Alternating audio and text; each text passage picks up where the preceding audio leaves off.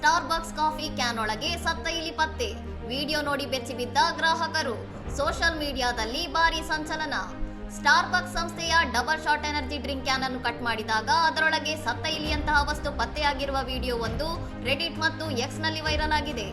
Can ಒಳಗೆ ಏನೋ ವಿಚಿತ್ರವಾದ ವಸ್ತುವಿದೆ ಎಂದು ಅನುಮಾನ ಬಂದು ಮಹಿಳೆಯೊಬ್ಬರು ಅದನ್ನು ಕಟ್ ಮಾಡಿದ್ದು, ಆ ವೇಳೆ ಸತ್ತ ಇಲಿ ಹೊರಬಂದ ದೃಶ್ಯ ನೆಟ್ಟಿಗರಲ್ಲಿ ವಾಕರಿಕೆ ಮತ್ತು ಅಸಹ್ಯ ಮೂಡಿಸಿದೆ. ವಿಡಿಯೋ ಕಂಡ ಸಾವಿರಾರು ಜನರು ಇನ್ನು ಮುಂದೆ ಇಂತಹ ಪ್ಯಾಕ್ ಮಾಡಿದ ಪಾನೀಯಗಳನ್ನು ಕುಡಿಯಲು ಭಯವಾಗುತ್ತಿದೆ ಎಂದು ಆಹಾರ ಸುರಕ್ಷತೆಯ ಬಗ್ಗೆ ಕಳವಳ ವ್ಯಕ್ತಪಡಿಸುತ್ತಿದ್ದಾರೆ.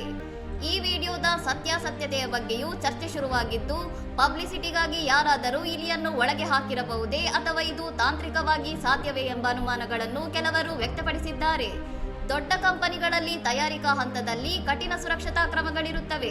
ಹೀಗಾಗಿ ಈ ಘಟನೆ ಬಗ್ಗೆ ಕಂಪನಿಯಿಂದ ಅಥವಾ ಅಧಿಕೃತ ಸಂಸ್ಥೆಗಳಿಂದ ಇನ್ನೂ ಯಾವುದೇ ಸ್ಪಷ್ಟನೆ ಲಭ್ಯವಾಗಿಲ್ಲ. ಇನ್ನಷ್ಟು ಸುದ್ದಿಗಳಿಗಾಗಿ ನೋಡ್ತಾ ಇರಿ ಸೌರಂ ಟಿವಿ.